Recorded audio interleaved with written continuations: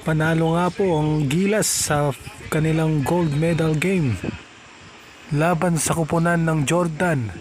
Hindi na po nakalamang ang Jordan sa fourth quarter at talagang umarangkada na ang Gilas. At itong ipinasok na si Scottie Thompson, pinagpahinga lang siya ng konti ni Coach Tim Cone.